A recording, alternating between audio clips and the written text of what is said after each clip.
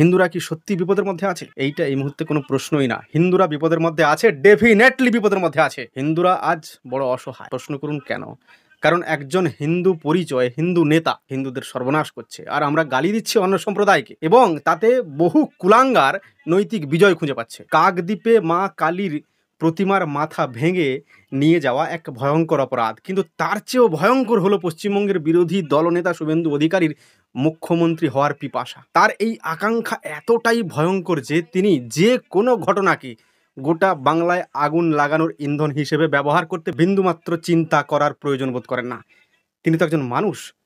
তবে এই সাহস আসছে কোথা থেকে পাচ্ছেন তিনি? ঘটনা ঘটার সঙ্গে সঙ্গে তিনি ফেসবুকে লিখলেন, পুজো মণ্ডপ থেকে মা কালীর প্রতিমার মাথা কেটে নিয়ে চলে গেছে জিহাদিরা। মমতা বন্দ্যোপাধ্যায়ের তুষ্টিকরণের ফল ভোগ করছে হিন্দুরা।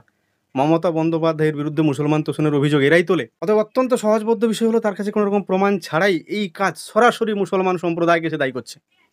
কিন্তু পুলিশি তদন্তের পর সেই তথাকথিত জেহাদি ধরা পড়েছে, এবং সেই জেহাদির নাম অনেকগুলো সোর্সেস থেকে আমরা পেয়েছিলাম যে নারায়ণ হালদার, বাবার নামটা ভূপতি হালদার, এর ভিতরে ইনভলভ হয়েছিল বলে।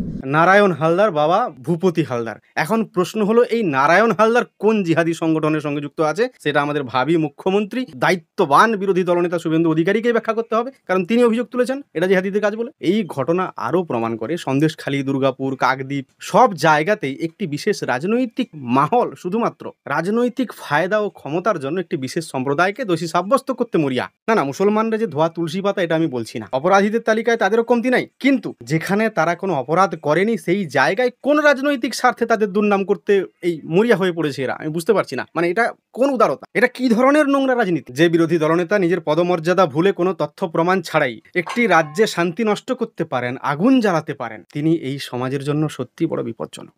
প্রশাসনের অবশ্যই উচিত এই ধরনের উস্কানিমূলক বক্তব্যের বা ফেসবুক পোস্টের বিরুদ্ধে কঠোর পদক্ষেপ নেওয়া। আরেকটি বিষয় হলো, পুলিশ অত্যন্ত তৎপরতার সঙ্গে কাজ করে হিন্দু মুসলমান খেলাটাকে এখানে খেলতে দেয়নি, এবং তখন রাজনীতির রুটি গরম করতে উল্টো পুলিশের বিরুদ্ধেই অভিযোগ উঠছে যে পুলিশ ভ্যানে করে মা কালীর মূর্তিকে কেন নিয়ে গেল। এ বিষয়ে পুলিশ কি বক্তব্য রেখেছে শুনুন, পুলিশ কি উত্তর দিয়েছে সেটা আপনারা শুনুন। রাস্তার ভিতরে অনেকগুলো অ্যাম্বুলেন্সেস আটকে গিয়েছিল, পাবলিক লোকেরা আটকে গিয়েছিল দুপক্ষে থেকে।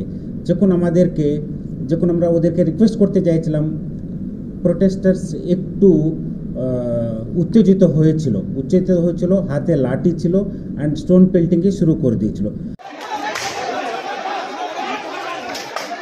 তখন আমরা ভেবেছিলাম যে মা কালী মূর্তির সুরক্ষা, পবিত্রতা, সম্মান রক্ষা করার আমাদের টপ প্রায়োরিটি। ওখানে মাঝখানে মা কালী মূর্তি রোডের ব্লকেডের মধ্যে ছিল মা কালী মূর্তি। তখন আমরা সবাইরা টপ মোস্ট প্রায়োরিটি দিয়েছিলাম যে মা কালী মূর্তিটির সুরক্ষা, পবিত্রতা, সম্মান রক্ষা করা, to protect the idol and sanctity associated with it.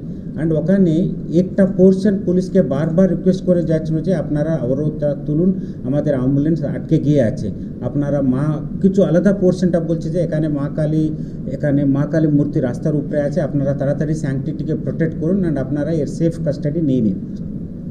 তখন আমরা সঙ্গে সঙ্গে সুইফটলি অ্যাক্ট করে মা কালী মূর্তিকে ওখান থেকে আমরা পুলিশ ভ্যানে আমরা সেফলি আমরা রেখে দিয়েছিলাম, কারণ ওখানে কোনো কিছু আলাদা গাড়ি ছিল না কাছে।